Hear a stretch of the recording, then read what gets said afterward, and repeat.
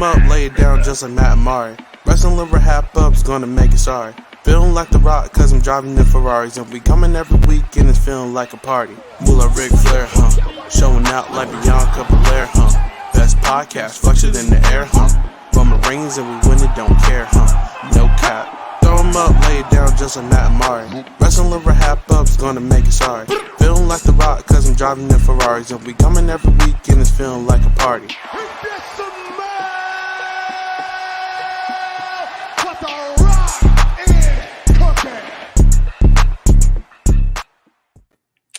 Hello, everyone. Welcome back to the Wrestling RHAPUp podcast. I'm your host, Mari Forth, and with me, as always, my co-host, my tag team partner, Mr. Matt Scott. Matt, how are you doing? Mari, I am feeling like money. Okay. Money. There you go. Money. Yes. Yeah. Yes. I'm good. We're back after a long break. How was your break? It was good. It didn't feel that long. It did feel long actually from podcasting with you and from the Wrestling RHAPUp. And we love a good break. It's important to take those breaks. So it was nice. A nice little month away maybe. But we're diving back in, getting to the business. Yeah, exactly. Like it feels it doesn't you don't register that it's been at least like a month without each other and without this podcast, because then your actual vacation feels like it goes like that whenever you're celebrating the holidays. So happy New Year's out there to everybody. We're back again for another year. Any New Year's resolutions, Matt? I was just gonna ask you that actually because Mari, you know what? I'll ask you that first. No, I asked you first, so It's funny because I don't have any New Year's resolutions. Me neither. Great.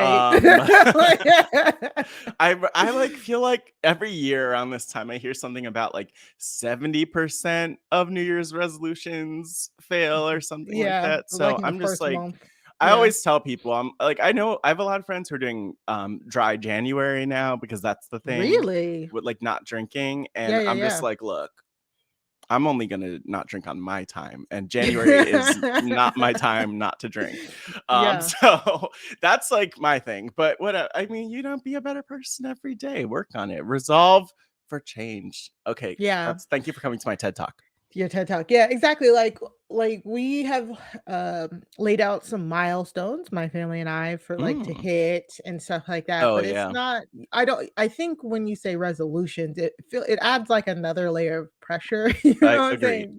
Yeah, just knowing that a lot of resolutions fail miserably. And then just hearing the word resolution just scares you. But yeah, like we took time off to kind of like clean our house up.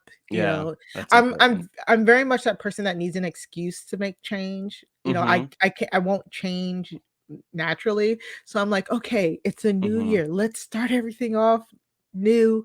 Let's clean everything. Let's try and keep everything like as clean as possible. So that's the type of person I am. I'll trick myself into thinking it's something different than just another day. I will say one day on New Year's Eve, like a couple years ago, I don't know what it was, but I just spent like the whole day listening to an audiobook and not the whole day, but like it had to be 8 hours, like cleaning up, throwing stuff out, like spring cleaning on New Year's Eve. And I was like, damn, I listened to an entire book and things are clean. So I didn't do that this year. So I actually still need to do that. But new year, not new me. New day, new me though. New day, new me. New day.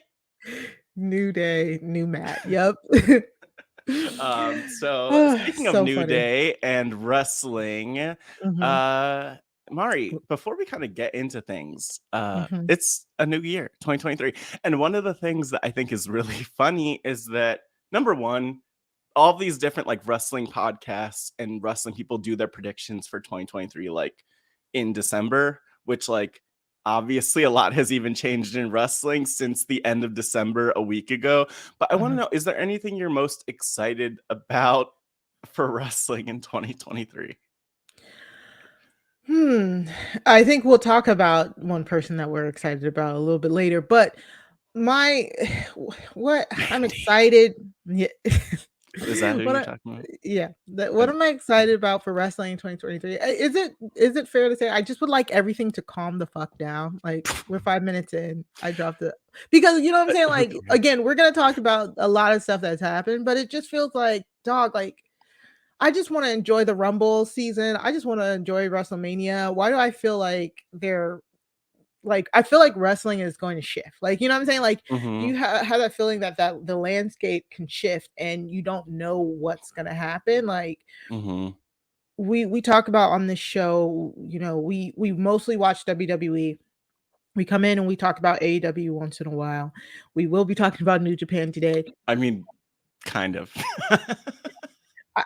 I, I think we've said it. Like, I appreciate the wrestling landscape being this open and like vast, and people can go other places to apply their trade. It doesn't feel as much like a monopoly anymore and stuff like that. So no matter what I'm watching, I appreciate that the wrestlers themselves have places that they can go to perform what they love to perform. Yeah.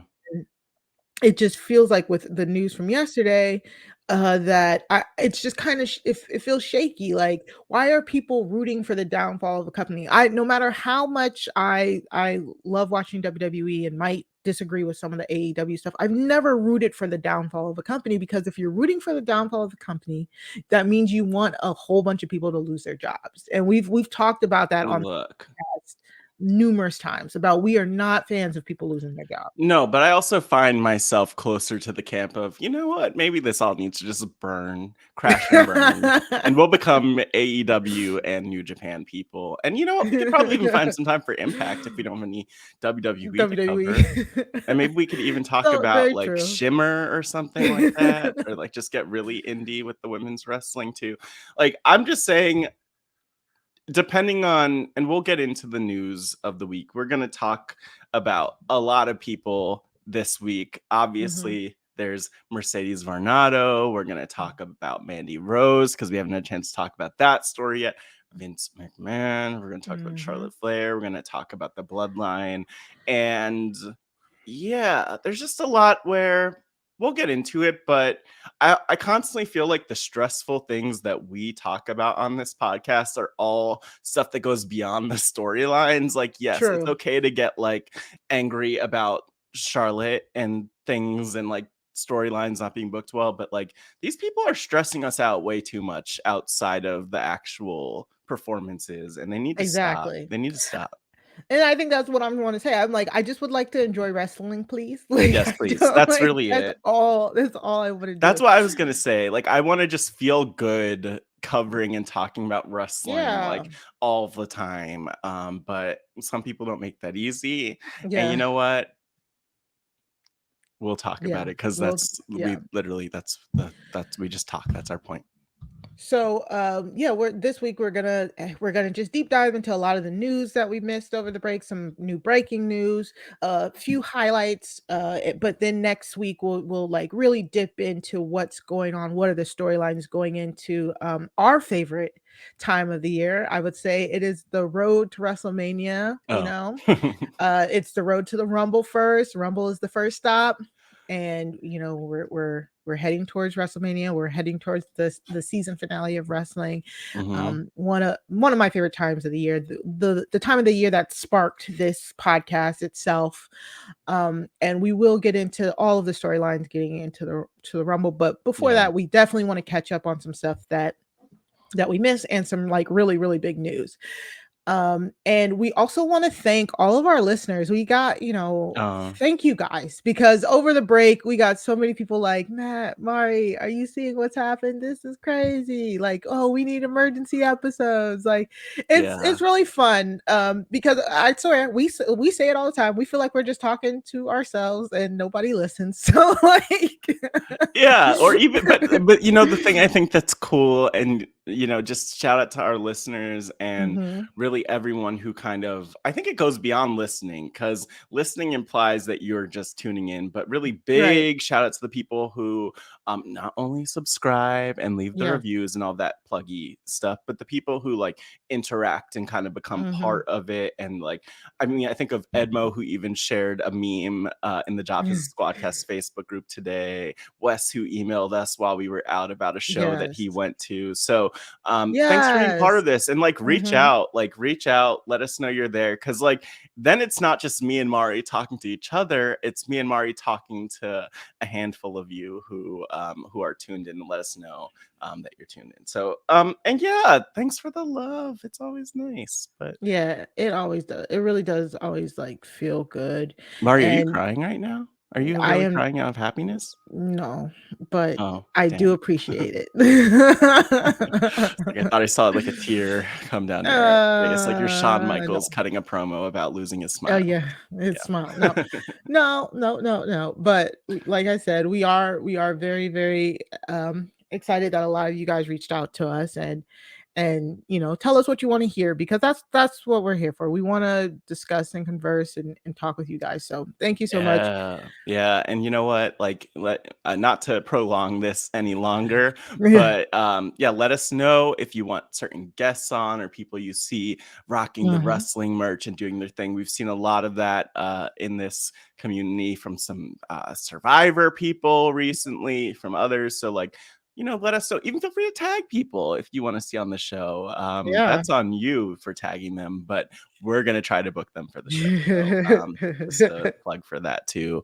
And you know where to find us. Like, Amari talks too much. I don't know. I don't know why I'm plugging right now. Amari, I know, like you're preempting my plugs. Oh, you want to do plugs, Mari? Yes, because we have a lot to talk about. So we're going to get all the housekeeping out of the way. So of course, if you want to send us any long form emails like Wes did about his time going to SmackDown, you can send that to wrestling@RHAPhasawebsite.com. You can also follow us on Twitter at Wrestling RHAPUp on Twitter. That's at Wrestling RHAPUP. Of course, like we just said, are the awesome group members in the Job Has a Squadcast Facebook group. We love talking to you guys in there. We will try and continue. I think we're going to definitely try and continue our direct streaming into that group for our reactions podcast. So if you want to come in, join that group, so that when we do our live reaction podcast, you can leave questions in the chat and we can, again, talk to you guys directly. You can reach out to us and we'll get you invited to the Job Has a Squadcast Facebook group. Of course, please, if you haven't already, subscribe to our podcast feed by going to robhasawebsite.com/wrestling feed. Please subscribe, rate and review while you're subscribing. That greatly helps us with our numbers. So do that if you can. Of course, we're also in the regular reality TV RHAPups feed. You can listen to us there. And every day is a good day to become a patron of RHAP. You can go to www.patreon.com/RHAP to become an RHAP patron, where that part is always funny because it's like go to Patreon and a patron. Yeah. Patronize us with the Patreon. Get on there. You go. And honestly, tell them that Matt and Mari sent you. Tell them that Matt and Mari and Matt sent you, both of us. Because look, we need the people to know that the Wrestling RHAPup is here for the RHAP, for the RHAP overall. Exactly. Clever. So. Right? Yeah, clever. Very, very clever. All right, yeah. All right. So we have gotten that out of the way. We're going to take a quick ad break and we'll be right back. All righty. Okay. We got to get into it. I mean, come on. She's back. Boom, boom, boom, boom, boom, money, boom, boom, boom, boom, money, boom. You got it down. Money. Mercedes Varnado, formerly known as Sasha Banks, has made her New Japan Pro Wrestling debut as Mercedes Moné. She was at Wrestle Kingdom 17. I wanted, I'm about to talk out of my ass about New Japan because we have a very cursory, we have a very cursory knowledge about it. But no, Mari. Okay, all right. We know wrestling. We do. New Japan is pro wrestling. We know new things. We know pro. We know wrestling. We don't know Japan that well. But you know what? Like, it's all in our wheelhouse, so we could talk about it. And we're not gonna talk about it, and I'm not gonna shade Mercedes right now. Yeah. Because a lot of people have been, even though they we'll really get into have it. been. But also mostly love, excitement, a lot of energy there, a little bit of shade, and we'll get into all of it. Yeah. The biggest thing, it was heavily rumored, for a while now, that Mercedes wasn't gonna, wrestle till the new year. A few weeks ago, it was like breaking that, like, okay, she'll be at Wrestle Kingdom. She did not have a match on the card. It was Kairi versus Tam Nakano, and they were for the women's championship, and for the Stardom Women's Championship, right? It's like Stardom in New Japan or IWT. Yeah, IWGP Women's Championship. Yes. Thank you. That's a new thing. It's new. Yes. I mean, what's new anymore? No, Mari. It's really bad. It's no. It is. What isn't new? Yeah. That's so funny. But anyways, and like my Google's not working right now. But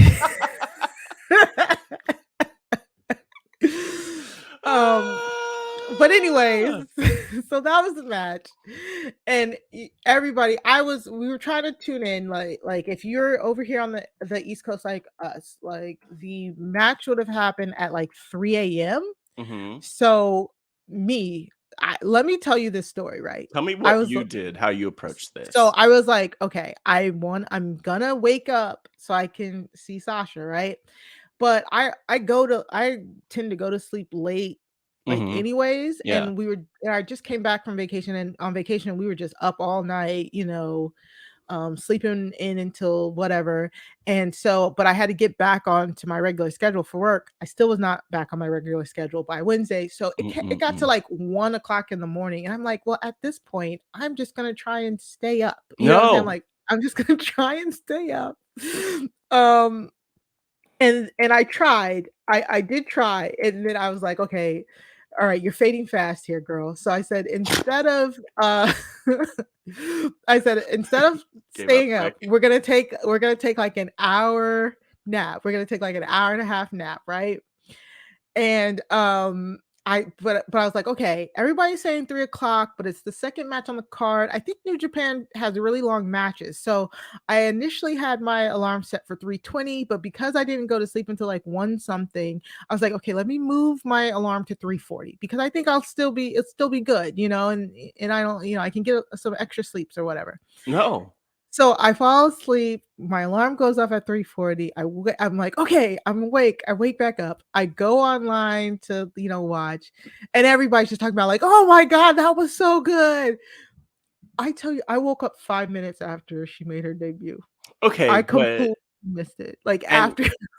It's funny because I was not actively. Well, I didn't truly try to watch it, but I was like, ooh, how could I subscribe to New Japan World? And I was like, okay, wait, let me not do all that. And then I was like, oh, okay, I know where I found out where I could watch it, whatever. And I was ready for the moment that I would wake up, in the middle of the night and look at the time and be like, ooh, perfect, I could tune in. So I didn't watch it live, but I did see it at maybe like 4 a.m. or so our time. So look, it was great to watch it on Twitter, but it was funny because when I saw the full clip on Twitter at 4 a.m., I was like, why were people trying to watch this live? Like, it's going to be on Twitter. All of it's going to be on everyone's Twitter in about 5 minutes after it. So yeah, it was good to be one of the first to know, though. That's for sure.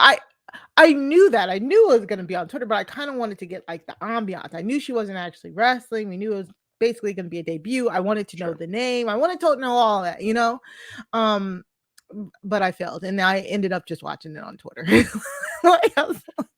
Well, you know, it was really, and it's unfortunate because I think a lot of people missed the actual match that happened on the show, right, with Kairi and the championship defense and all of that. And Kairi, like to your point, Mari, the IWGP Women's Championship is fairly new. She won it in November 20th as part of a tournament. And I think that like I love how the championship looks because it's so it's unique. beautiful.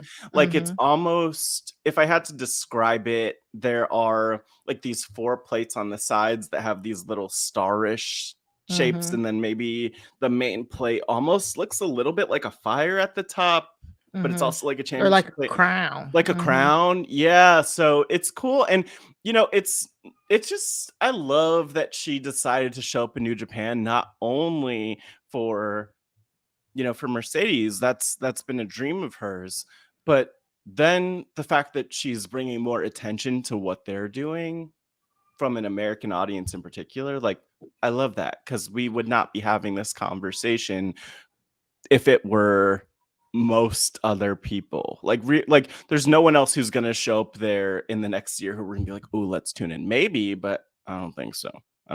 So this is iconic, monumental. They already Moné. put out the numbers that it was like the most streamed Wrestle Kingdom, like numbers wise, like all of the numbers were hit. So I think that's pretty good evidence. So let's talk about it. Mercedes Moné. We talked about the copyrights back in December. We were like, oh, maybe it's just a CBD. It's just for her CBD company, you know, whatever. She premiered. She's the CEO. She's here for a world takeover. What do we think about the presentation? Can you pull up a picture again here, Matt? Oh, can I pull up a picture? The question is, Mari, which picture? Because there are so many. And, you know, like, first of all, just to like focus on her look, like I was so caught off guard because look, I know this is not WWE production. Like we, you know, maybe like the video didn't come across clearly, the audio, I don't know. It was great. It's beautiful. But I was like, what's going on with her hair? Like, is that the lighting? Is it I love it though. Like I love how so shocking. I love how unique her look is right now. And I think if anything, anyone who's hating on Mercedes and her look, on anything about her, but on her look in particular, just does not appreciate art, because we're never going to get someone like this who's combining the elements of the pink hair Sasha Banks, red hair Sasha Banks with the blue hair Sasha, and just kind of being like, yeah, I'm just gonna give you a dual tone situation or multi-tone situation, and you're gonna take it and you're gonna be okay with it, and I'm gonna be the CEO. Like I like this a lot, though it caught me off guard. Yeah, it's like because like with like Japanese women's wrestling, you kind of see it in Asuka's wrestling gear, but it's like it can be a lot. It can be over the top in a good way, like and a lot of that can get stripped down in WWE. So I like that she's playing with it, but it's fire, it's flames around her head, and it's pull up another picture. Oh yeah, I'm looking for so many other pictures. Oh yeah, okay. So it's just like it was just so. When I first, I was like, "What the heck is happening?" And I was like, "Oh my god, she has like fire around her hair." Like she came out in that she had a little bit of the jacket. Right. It's very unique. It's like Sasha, but like upgraded. She has the money plates that don't say boss. It's just money now. The money signs we just saw. But her wrestling attire under it was like the Japanese flag almost. It was breathtaking. She looked really, really good. The presentation was spot on. Her new name, Mercedes Moné, is very interesting because Moné. I know it's weird because I don't like the spelling. When I saw the spelling, just from seeing it when the trademarks came down. I was like, I know, we know my favorite drag queen is Monet Moné Exchange, Exchange. and she has a T, and then there's like Frankie Monet from like Impact that has a T at the end. I was like, why is there no T? You know what I'm saying? Like the not having the T like really throws me off. It feels like an incomplete word to me. But it's not Monet, it's I know. Moné. I know that now. Like in that, like Moné. that's the different thing of like hearing the presentation, all that, because it's Monday, and it's kind of funny to me because it also, but because it's like the double entendre, like Mercedes Monday, like it's money, she's all about money and stuff like that. It also works with like her accent too, like her accent. Yeah, What accent does she have? that Boston accent that she's been trying to get Does rid she of for really? years. Yeah, her accent that she's been trying to get I'm get from rid New of. Jersey, so I'm not good at accent. I'm like, it's a little downplayed from what I would expect of an accent. So, I and mean, I'm it's just not hardcore. no, and I will say, like, just beautiful presentation from the show. Like, you were talking more about the visuals of it, and even as I'm like online looking at these photos, like, I can't get over how she just said, let me do what I want to do. And we embrace that. And so I don't know, I'm just a fan. But I Such love a the fan. money. I love the money thing. Like, Yeah. I love that it's not Monet. I love Mhm. that it's very clear. It's like catchy. It feels catchy. It's just like It's getting very me. catchy, yeah. Ooh. You've been singing it since we jumped on. I've been saying it since Saying it, then yeah. because it's like the theme song. It's very Money. simple, I guess. It's good, but Mhm. it's simple, and it Mhm. just like repeats the name, and it's like, damn, it's stuck in my head. I found And it myself has like all multiple times. these like cash register Oh noises and yeah. like bank noises Cha-ching. and Oh my god. Yeah. So I love this. And you know what? mhm. The only thing I will comment on is that there are so many low quality screenshots of this beautiful presentation Yeah. online. And I would encourage anyone to like actually check out the video. You can look up Yes. on YouTube, on Twitter, take it in. Of course, like always, all the highlights of the week are in a handy playlist that will be included in the show notes. Like we said, we don't have that many this week because we'll just be talking about some like picked like news stories, but this is in there. We do have a clip of Mercedes making her debut, so you can definitely go check it out. We definitely think you should. It we can't even explain it. How momentous this is. Like, oh, thank you, Matt. This is one of the biggest like US stars crossing over to Japan. It's happened before. It's happened plenty of times. You know what I'm saying? Like Andre the Mhm. Giant, Cody himself did this kind of tour thing. Like it, Mm. it happens. A lot of Americans go. Vader, I think, did a stint in Japan and I stuff. mean, the list goes on and on. It truly does. Yeah, and it really does like also add to your value or add to your legacy or also give you a chance to Mhm. redefine. But I'm so glad you mentioned Cody because I was really Mhm. thinking about this, just like going about my day, starting my day on, Thursday or Friday, beautiful weather out, taking a walk, and I could not help think about Mercedes Monet and about Cody. And I was just thinking about how inspired even I am about just Mercedes and Cody in that they did their thing. They said, we're not happy Mhm. with the status quo of how we're being treated. So let's go and do it the way that we want to and be treated the way that we want to. And I think that Exactly. Mercedes' journey will be a lot different than Cody's, Yeah. but I'm happy for her that I think no matter what, her value, not only her bank account, but her Mhm. value is gonna go up just based on doing all of this and being outside of like there's no way in my mind that her value goes down by doing this. I'd almost call it like a walkabout, like going out and just doing Mhm. your thing on your own and then kind of coming back. She will be back in WWE one day, I'm sure, Definitely. but like Mhm. she's making her legacy now. Like none of those other women, like Becky doesn't have that, Bailey doesn't have that, Charlotte doesn't have that. Like no one in WWE has that right now, like the way that she's building that, and I love that for her. Yeah, exactly. Like It's truly one of the biggest women's names in wrestling, like going Mhm. to a whole nother country and trying her hand somewhere else, you know? And I think Cody, as much as Mercedes calls herself the blueprint, I think Cody is the perfect example of a Yeah. blueprint to do that in modern wrestling because Mhm. Cody, Cody got fired for unfortunately for him, he was like mid-level when he left. So he Yeah. truly had to go and make a name for himself. And he truly went and did all of the things he wanted to do. And then had a way back, not only had a way back, but started a whole company, Mhm. helped start a whole new company. So I Yeah. think seeing what Cody did, it makes it easier. It makes it an easier step for a lot of these other stars, Yeah, exactly. And the thing I Uh, love, and if you're watching us on YouTube, raphiswebsite.com/YouTube, yes. you could see I even pulled this image because this is what I thought about. It's Cody so when good. and Yeah. I don't even know if Cody was released or if he just decided to leave at that point because he was like I think he mid decided to leave, if I remember. star bust. It was a bust. Stardust. But yeah, mid star dust gimmick. I think he left.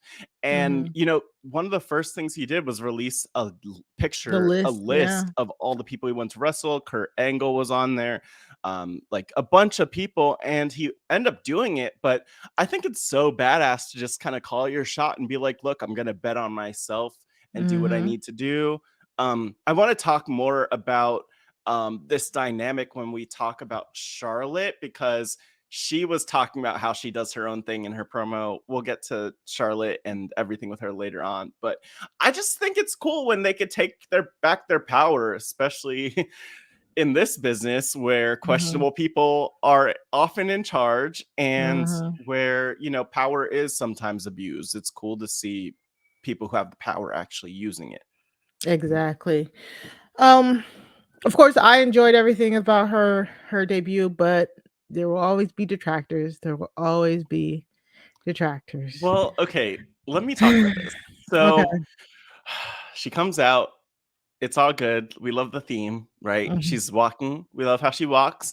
And I think one of the things I think is actually maybe hilarious about people's feedback is that they're like, look at the crowd. They're so silent, which like Y'all don't want Japan, even it's like I know what and do it's how just the crowd reacts in clapping. Japan. Yeah. Yeah, Like and even then, I think like you did hear some of the vocal reactions to some extent, but Mhm. that's just not the culture it is. And so Exactly. mentally, if you're a WWE or AEW or North American wrestling fan, you have to adapt to that. Mhm. So but I will say, even for me, I was like, damn, I wish there was just like the massive reaction. Mhm. But she'll get that other places. And then she's in the ring and there's like a promo and everything that she does ultimately cut. A lot of people have been talking about does she have a name for that new finisher, I think it's Mari? called a bankrupt. Bankrupt. Bankrupt. Yeah. Mhm. Yeah. So people have been talking about how why do Mhm. they don't leave her alone? They don't. I don't want to use the B word, Mari, Nope, not at all. but people call her people use the word Mhm. BOTCH Mhm. with her. And honestly, which by the way, I didn't realize that Very close. BOTCH Yeah. was so close. Wow. Damn. But wow, revelations. Mhm. But I just like it wasn't her fault what Yeah, happened in the moment, and it was not a big deal, and it's literally just a moment. And if anyone wants to detract from her based on even this, if she failed completely in this moment and people want to detract from her, it's just dumb because we've seen her do her thing. We know her exactly. track record, we know her talent, and some people just don't want to see her or black women in general succeed, so I Yeah. don't even care about their feedback. So the bankrupt move, some video surfaced online of her training. Oh, Mhm. man, I forgot who her trainer's name is. That's gonna bug me. I knew it. It was And like a notable wrestler, very or notable. Yeah, it yeah, yeah. wasn't, I don't know if I heard like, what's his name? Like Juventud Guerrero. I I don't know if don't he think it trained her, was but Juventud. she trained in Mexico a little Yeah, bit. Yeah, she trained all over the world for this. And there is a video service about what the move should have looked like, and it didn't look like what she hit with Kyrie. What I'm realizing almost as we talk about it, what I think the problem that happened with the move is she was wearing those heels. Like she was wearing like 4-inch heels, right? And Well, I think it yeah. disrupted the timing of the move. Well, I think that the thing was like watching the move was that Kyrie didn't land on her feet. She went immediately to her knees. Oh, And normally it's like what I saw in her because training it's of it like a was spike DDT they almost land on their feet as opposed to going to, and Kyrie went like directly to her directly to the knees.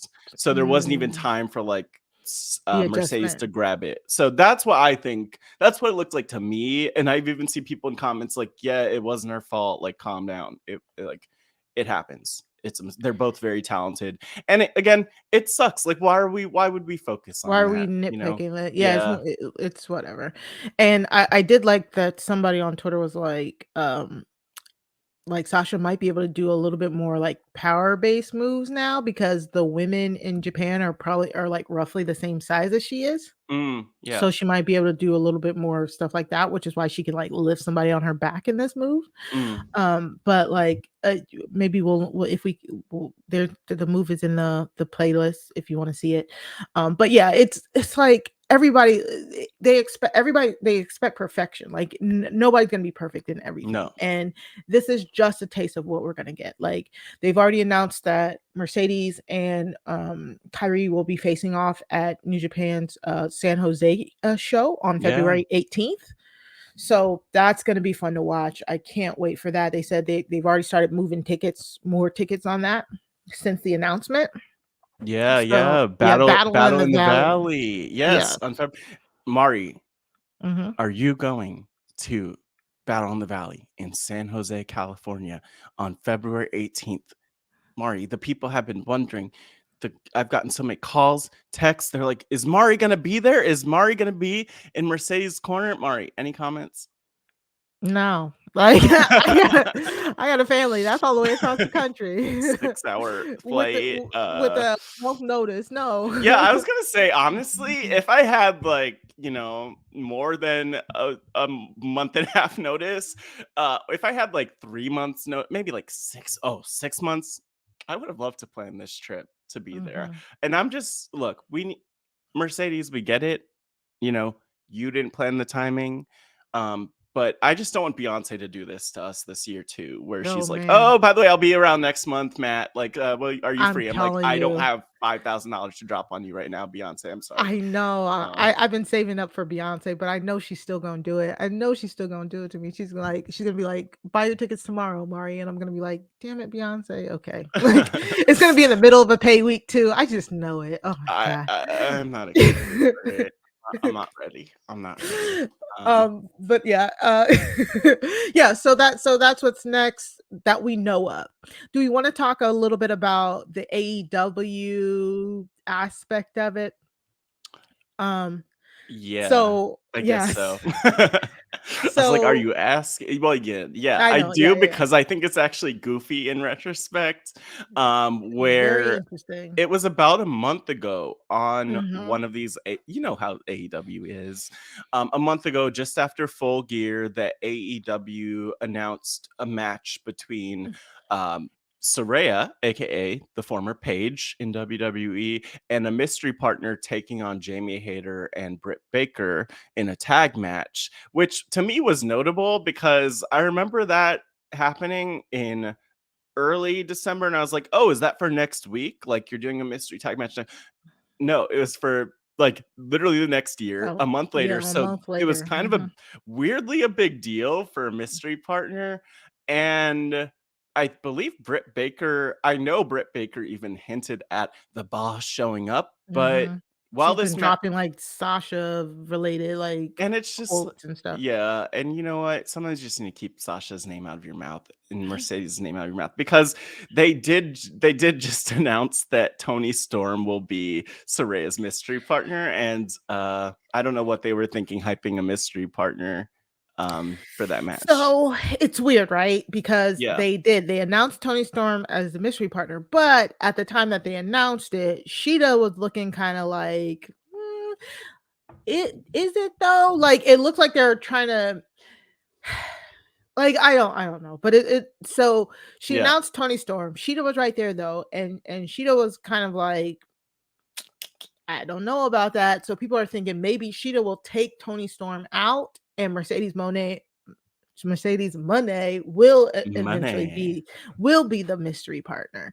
And it's like it's very interesting because I'm like, I don't know. It's like, are they trying to swerve the swerve? Are they trying to do the double swerve? What? Or are they just trying to save face? Because for me, thinking logically, it's like, if you've been hyping up this mystery partner thing for so long, right? If Mercedes Moné just debuts, people automatically like, oh, that's gonna be her on AEW. She's all elite.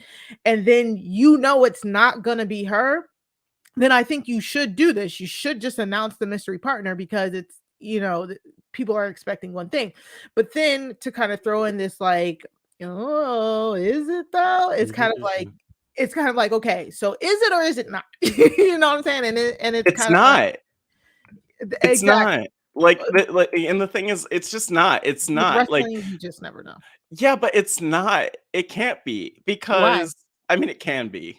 I was It about to can say, be, like, she's but in it can't be. Japan.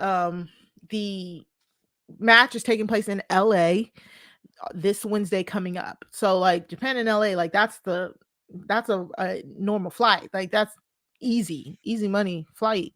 So Yeah, and it would make so much sense. Like, I think the thing that sucks about it is that, so one is that there's definitely a story built in. Like, could you imagine her first US match being with Saraya, with Saraya. Paige? And obviously there have been a lot of people, probably mostly internet wrestling fans, who've kind of tried to Pitted pit them them. against each other, as just based on Paige's injury, which took place in the match and spot with Sasha at the time.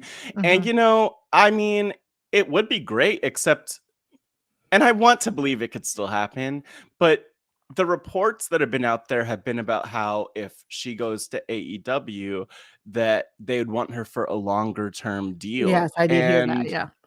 I mean, if I'm in Which, AEW, I guess the thing I doubt is, like, if I'm in AEW's shoes, I would probably just take her however she decides to show up, because right. like it benefits AEW to have her. Mm-hmm. But I don't know. I can't imagine that they wouldn't take her for a one-off appearance. So that's the crux here, right? Because that's what I would think too. Pay her what she asked for a one-off appearance, but a lot of people are saying they don't want to do that. Why would they put her on AEW just for her to go back to WWE in maybe a few months' time, a year's time, whatever? It's like, but she would be on your show. Like, I don't understand. Like, yeah, I mean, does it make AEW look bad if they can't keep her? Because like looking at the optics of, but I wonder, because looking at the optics of it, you had Cody leave, and you haven't had other people who've left AEW. But let's say that just becomes a thing where people view AEW as a stepping stone, then I can imagine that maybe some of the networks and others might not take AEW as seriously. And AEW, like, I mean, as far as we know, like, bombed on CM Punk and lost, and it's not their fault, but as for, I mean, actually that's a whole other conversation, but like they don't have him anymore as like a household recognizable name. And so I don't know, it's complicated. I mean, if I were AEW though, it's like, how do you have her around in a way that gets your women's division over without it being like she comes, builds her brand and leaves? So it's kind of trickier than I think it seems. But yeah, I agree. I just think that, like, I mean, I would do it like to pop the ratings, like if I'm on AEW side, and then at the end of the day. But that's the thing. It's like they're popping the ratings based off they're popping the ratings based off the mystery.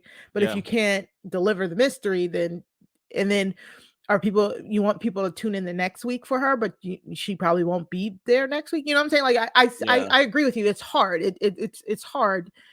But I don't think this would look bad on AEW, because in her post-match like media thing on after Wrestle Yeah. Kingdom, she talks about how she wants to do a world tour, which I Yeah. believe her. I can't wait till she goes to Mexico. I can't wait to see who she's going to Yeah. play in Mexico. So her saying like, I want to just go everywhere, I want to do a tour. If she stops in AEW, then that means you're good enough for her to make a stop in AEW. Like, I don't Yeah. you know what I'm saying? Like, and I agree. I don't think she wants to be under contract right now, because from what I've been seeing, she might have been secretly like she filmed a movie or is about to be announced for filming a movie of some sort. I forget if we find out more about that, we'll bring that up. But like, Sure. I think she's keeping her schedule open because she can, one, make as many wrestling dates as she wants to, get paid large appearance fees. Like, her appearance fees are going to be ridiculous. Sure. And then she can leave time open to film whatever she needs to film, because or do like she's been focusing on fashion. I think she is firmly focused on creating her brand, that Mercedes Renato brand. And I think Yeah. she's going to do a whole bunch of other things that aren't just wrestling. And in order to do that, I think she's going to keep her schedule open. And that's why I don't think she's going to sign a contract anytime soon. I don't think she's going to sign a contract with WWE anytime soon. I don't think she's going back to WWE anytime soon.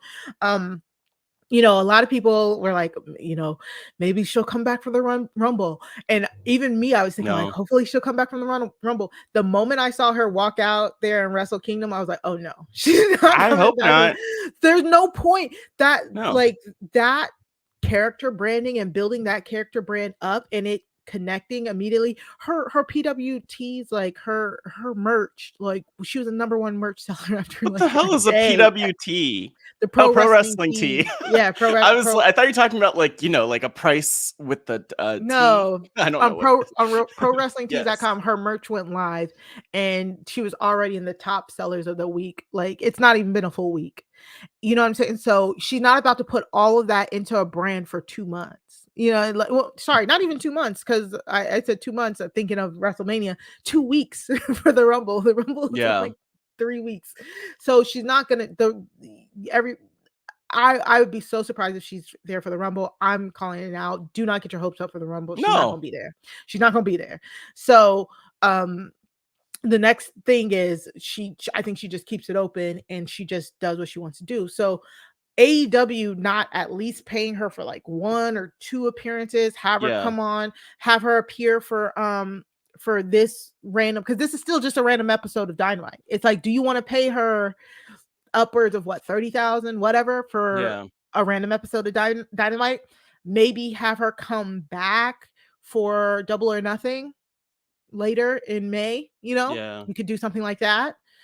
But if they're saying that Tony Khan is saying like, if she steps foot in AEW, she needs to sign a 3-year deal, that just sounds like nonsense to me. Yeah, but these people don't know what they're doing and running these wrestling companies, Mari. Yeah. Tony, Vincent, others. Right. So Others, yeah. it's just like, I mean, we'll see how next week goes. I feel like they told us what's going to happen with Tony Storm. And I think I feel like it's more what the situation is more of a miscalculation on AEW's part for building hype in something that they couldn't really deliver. Because even if they can, then it's like, okay, but how, like, to your point, do they have her for 3 appearances this year? Like, how do they book her Mercedes in a way that is not kind of burying the women, like that gets the women's division over still? Because you need to make sure that, like, I mean, Mercedes wants to look good, I'm sure, but also you don't really want to have your division losing to her. You put her in the match with Saraya. You have Saraya win. Yeah, I would think in some way or shape or form. Sure. Maybe have her pin the champion. You have her pin Jamie Hayter. You build towards Saraya versus Jamie Hayter at Double or Nothing. But in the meantime, you build towards Mercedes versus Britt Baker at Double or Nothing as well. And then you fight and you fight them to a draw. Or So, somehow you have like maybe it's like face Mercedes who shows up with Saraya, and then she turns on oh Saraya when she enters Jesus the match. Like Christ, I don't, let's not do it's like that. convoluted, but you know, Mhm. there's a lot that they could do. It would be nice to see Mercedes in AEW and anywhere, like just so we could see her more. But Mhm. I mean, honestly, the money match that I want, and I don't know when we're gonna get it, Of but I course. need it. I I know what you're need gonna it. say. I need it. I literally know what you're gonna say. I need it. I need it. I need my girl Jade Cargill to Yeah. be here with the. I have her action figure. I'm just manifesting. I have the Jade action figure. I have the boss glasses, and I'm just Mhm. like, give it to me. Put it together. The universe needs to make it happen. Yeah, I mean, they're both about the money. So the Money. money. Yeah. So either together or apart. I don't know. I don't know. Yeah. Yeah, so yeah, basically what we're saying is sky's the limit. Mercedes Ah! can do whatever she wants to at this point. Yeah. I think we're just gonna do what we've been doing for the past year, just watching her, watching to see what she's gonna do. She is the conversation, she is a blueprint. Wherever she goes, I'm going. I said it. I've been said it. You know, we're Except for riding. San Jose, but I mean, we're gonna watch, but we we can't get there. But yeah, so yeah. I'm just excited to have her back. I don't care. I'm just excited to have her back. It doesn't matter. That's all that matters. All right, let's What just a take another statement. let's just take another quick ad break and we'll get back into the rest of the news from what we missed. Okay, so we gotta talk about this. Vince McMahon is back. What? Yeah, What? Who? yeah. Him? They let that predator back in. What They happened? did. So Vince Oh. McMahon, of course, he was ousted as the CEO, forced to retire amid sexual misconduct allegations Some might that call we them revelations, yeah, as opposed to allegations, but you know what he did. which we covered extensively last year. You can go Mhm. back and listen to that. But he was still like the majority stakeholder the whole time. And so yesterday, January 6th, happy day for him. He decided to like come back onto the board. He appointed himself to the board, him and two others. Not To January 6th. the yes, I didn't yeah, even think January about 6th. that. I do Yeah. wonder where he was on January 6th. Well, But he was probably at home while his wife was leading an insurrection. oh, So that's not that far off. he Oof. put himself on the board along with Michelle Wilson and George Barrios on the board, two of the former or the former CEOs of WWE. Yeah. Um, so he added the three of them to the board. When he did that, two other people resigned. Well, I I think think he Manjeet Singh resigned. so they had to basically, from what I Mhm. understood, not to interrupt, but they No, had keep going. to like basically Vince being the majority shareholder of the company was like, okay, I'm putting myself on the board because I have all of the shares, and I'm also going to bring in these two other people to the board. So you have to get rid of, was it two or three people that resigned, Mari? Two. So it's like Mhm. they had to get rid of people to make space on the board for, for them. So it's, yeah, please keep going. Yeah, exactly. So it's basically a hostile takeover. I don't know Yeah. business like that, but from what it sounds like, it's like a hostile takeover. This is against the wishes of all of the board. The board voted unanimously that he doesn't come back, but because he has the majority stakes, he's saying he's come back just to facilitate the sale of WWE, but he does not need to be there for the sale.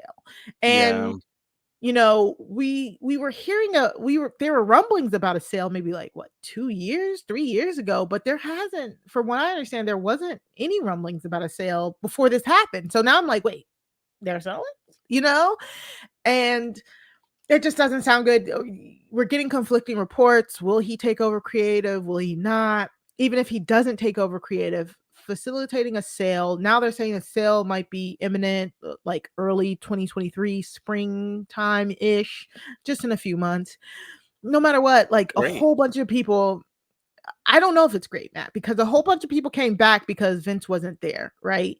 Even if he sells it and he walks away, we don't know. Maybe he sells it, and one of the conditions of the sales is that he has to stay on. You know what I'm saying? Like that happens too. Yeah, exactly. So they're saying as of right now that he's not coming back to creative.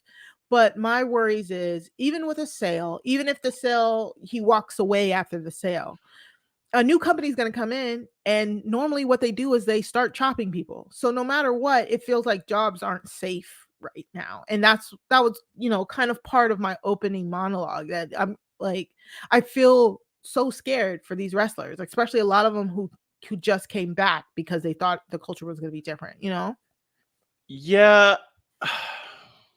My thoughts and feelings on all of it are not even complicated, because it's very simple that Vince McMahon should have nothing to do with this business. But if he's dragging it down, I mean, that's what he's doing. And if other people are, if other people end up unemployed because of it, I mean, obviously we don't want that. But I mean, a predator is going to be a predator, and he's going to do what he's going to do. And so, like, I'm not mad about that. I'm just like, that's what happens. And maybe if people, and this is kind of where I get frustrated about the people who are still in the system, where it's like, maybe if you would have spoken up or said something or made choices to distance yourself from this man and his products sooner, you would still have a job. Like, I don't have that much sympathy for people losing their jobs because they decide to stick with something that is like controlled by someone like Vince McMahon. That is a choice. They have to put food on the table for their families, but it's a choice. And I guess I'm just like, talking about the wrestlers? Yeah, the wrestlers and everybody who works there, because it's just like, I think I am most disappointed that more people haven't pushed back or said, like, I'm not going to work because of this, or we're going to stand up against what's not right. And it's just sad, because then the cycle of like abuse continues. But they don't have any power though, man. I think that like the way that the WWE structures their payment for their wrestlers, we talk about all the time, they're still quote unquote independent contractors that are locked down into like 10-year contracts, but don't get benefits and stuff like that. You know what I'm saying? Like, I don't put the blame on the wrestlers. I put the blame, if anything, on the board and the people who know the business side, because you push him out as CEO. How do you not try and find ways to get him like off majority stakeholder? Like I feel like they're the ones who have the more power here than the independent contractors as the wrestlers, because again, up until 2 years ago, 3 years ago, 4 years ago, WWE was the only player in town. So the talent doesn't have that type of pull to be able to walk away when, like you said, they need to feed their families. Yeah, I mean, my thing at the end of the day, though, is just like, it's a whole disappointing system of things, because like there are people who have influence to a level where you would hope that, like, for instance, people who aren't even like true, like, we're never gonna see a world where Dwayne "The Rock" Johnson speaks up against this. And yet someone like him speaking up and addressing it would make a big difference. Like, there are all these people who are making so much money because of WWE, who actually could do whatever the hell they want. And that's where I get disappointed, where I'm just like, like, we can only do so much as fans, and we care as much as we do. But like, there are people who have influence to be able to be like, yeah, this isn't going to work for me. Or like, even like, it's just all a freaking mess. Yeah, it's very annoying. Like it's a very annoying mess that it's just like, go away, old man. Like, go away. Like, how many times do we have to tell you? Just go away. I mean, like, the good news is he's only getting older. You know what I'm saying? Like, yeah. So we'll bring you more as that develops. Again, that broke just last night. Yeah, during the day. Breaking news and breaking our souls. But let me also just say, it reminds me, I don't know if we've ever talked about this on here, but like right before the pandemic, there was this cool project. Did you ever hear of like the kayfabe project? That it was Amy Dumas, formerly Lita, and then Gail Kim and Christy Hemme, what they were doing. It was like this whole kayfabe, and all right, I'll send you a link to like the trailer of it, or if I find anything on YouTube that's like a summary of what they were going for, I'll send it to you, and I'll probably be able to pull up a picture. But kayfabe was like this whole idea that they came up with that was like, let's make a TV show that is about women in wrestling. And here is a cute little Like picture of like Total them Divas? together.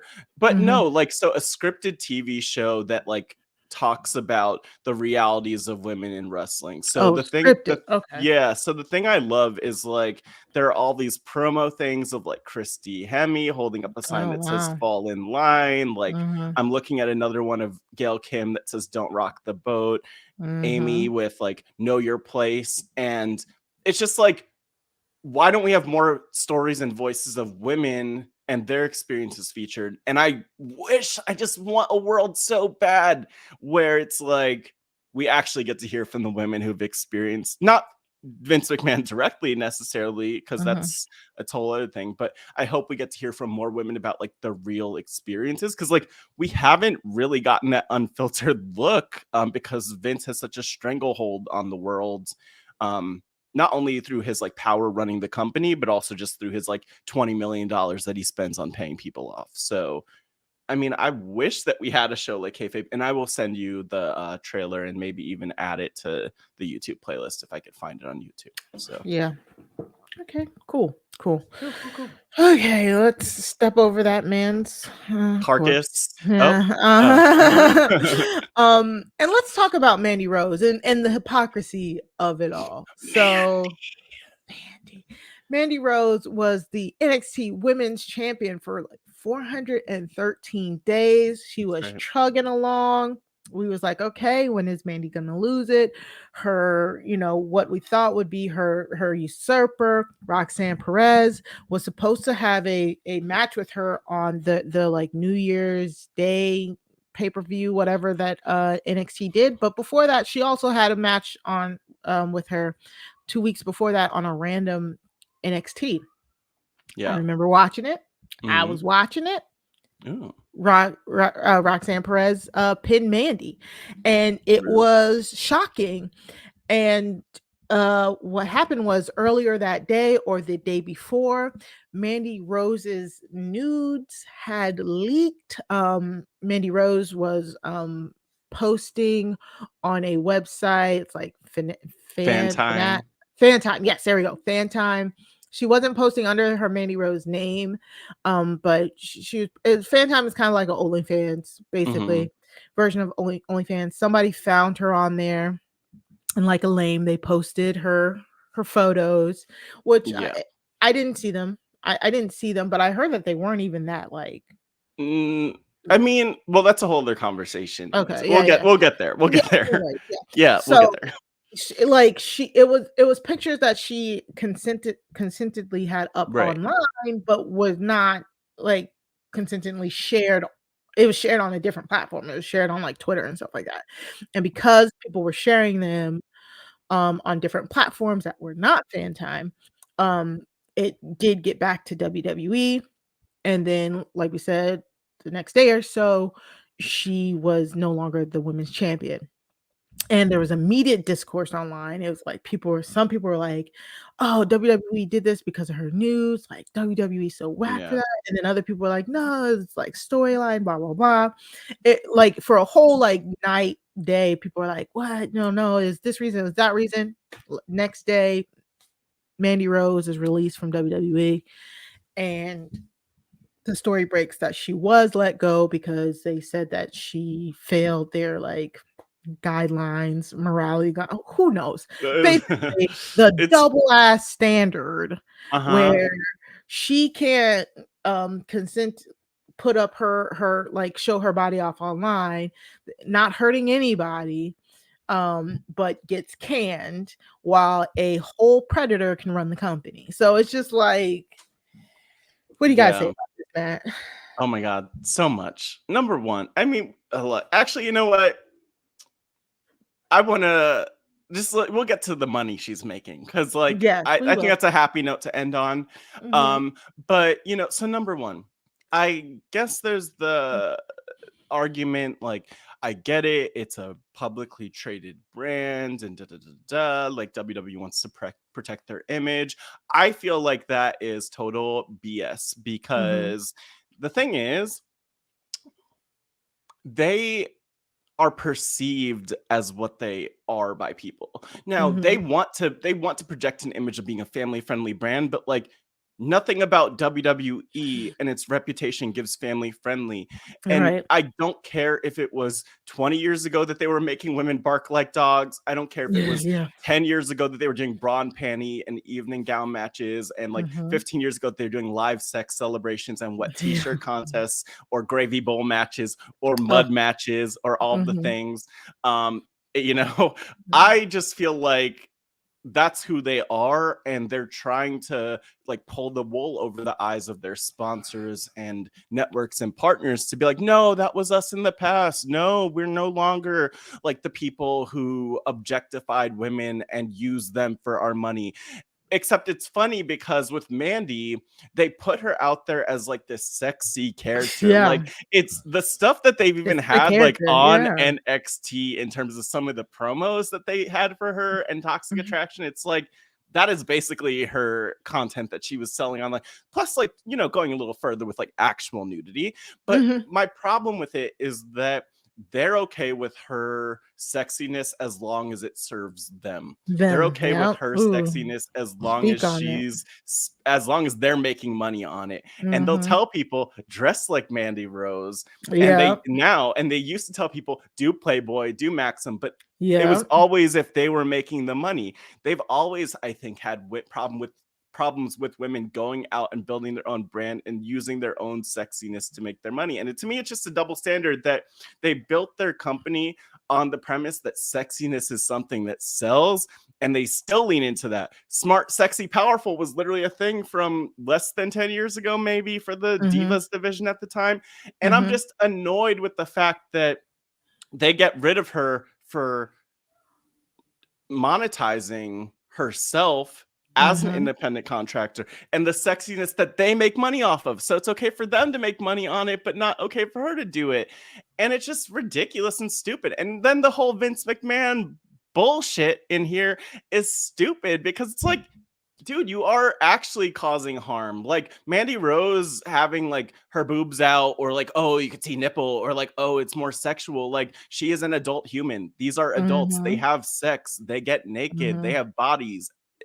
People, before she took her clothes off, people were picturing her naked anyway. So I'm just like, what's the problem here? And why are we going to pretend that people of all ages aren't already exposed to like the, you know, for better, probably for worse, but like, people are exposed to that. It's nothing new, like seeing a naked body or a slightly more sexual you know, thing if she's like posing with her husband or fiance or whatever, you know. There was no actual sex. It was just like sexiness and nudity, and like I don't know why they have such a problem with that in a business where they barely wear any clothes anyway.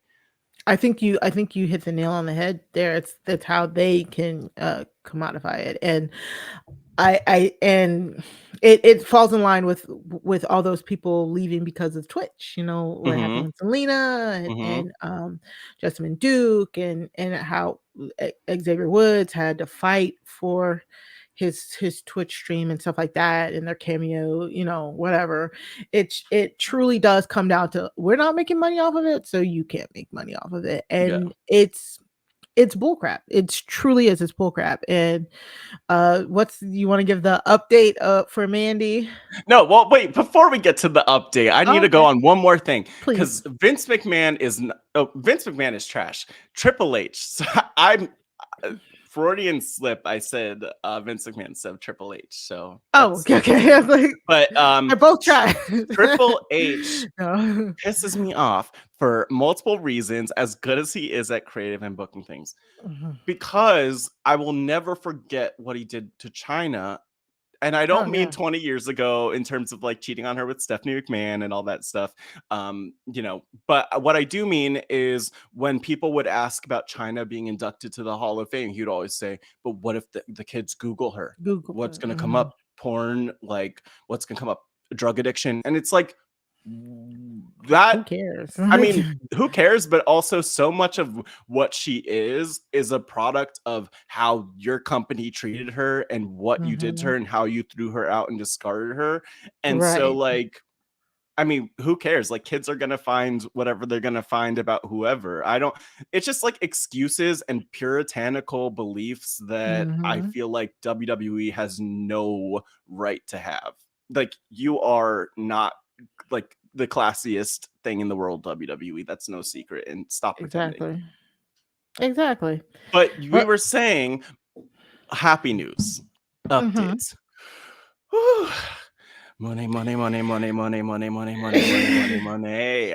So Mandy is making that Moné. And so just to start with like the official thing that I saw, Fan Time on their Instagram, I believe, congratulated Mandy for making $1 million in December. Yeah, like after the news broke that she was on Fan Time, they were saying she was averaging about 500,000 a month anyways. And then when people what it seems like to me is she was on there almost kind of like anonymously, she had her name wasn't Mandy Rose on there, so people who were paying for it probably knew who she was, or they didn't, to be quite honest. And it took one wrestling fan who saw her on there and decided to blast her stuff all over everywhere else. It's like, y'all are so lame for that. It's like, you're so lame. Just keep scrolling or keep doing what you're doing. Why are you blowing her spot up? I think people knew about it though. Like, people, like wrestling fans definitely knew about it. I don't know how widespread. Like, I didn't know about it. I didn't know about it. That's what I'm saying. Yeah. And she goes by like, I mean, Mandy Sacks. Like that's her name. I didn't know her real name. If like, and it was like, and follow Mandy at Fit. I don't know if it's like an at on who knows how Fan Time works, but like Fit Mandy Info is what her handle is. So I mean, really, the problem was not even her having the account, because I guess that WWE they didn't know what was on the account. I think it was like that the person leaked that specific new like naked comment or content. Right. And then that's kind of what spiraled, but make that money. Yeah, because her last name is like a play on Sacks or whatever. So like Mandy Sacks. I know. I keep saying, I'm just like, where's Mandy Stacks? Like, that's what I want. That big fat stacks of cash. Like, good for her. But $1 million, like, Mari, I have no clue what Mandy was being paid in WWE. I know it wasn't as much as she's $1 million, making. Not even close. Not even. Maybe she made $1 million a year. Maybe a little, but not a month. Definitely not a month. And she maybe didn't even make $1 million a year there, thinking about it. So exactly. So I mean, it is a happy ending because she does get to go on and make money. And I mean, and I hope she's okay. Like, I don't know if she's talked about it really.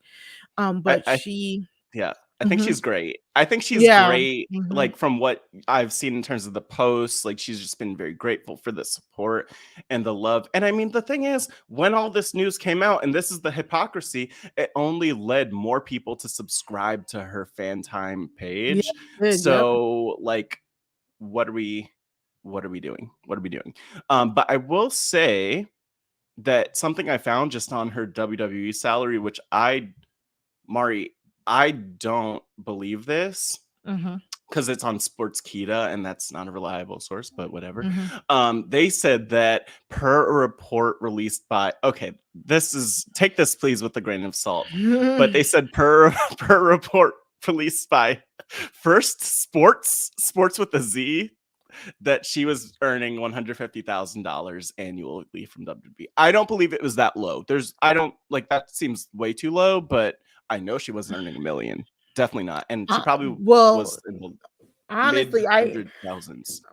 I don't know, Matt, because from what I understand, the WWE women's salaries are very low. Like, I think only like Ronda and Charlotte were making like $1 million or something like that. She's been around so long. That's why I struggle to believe it was only $150,000. I know.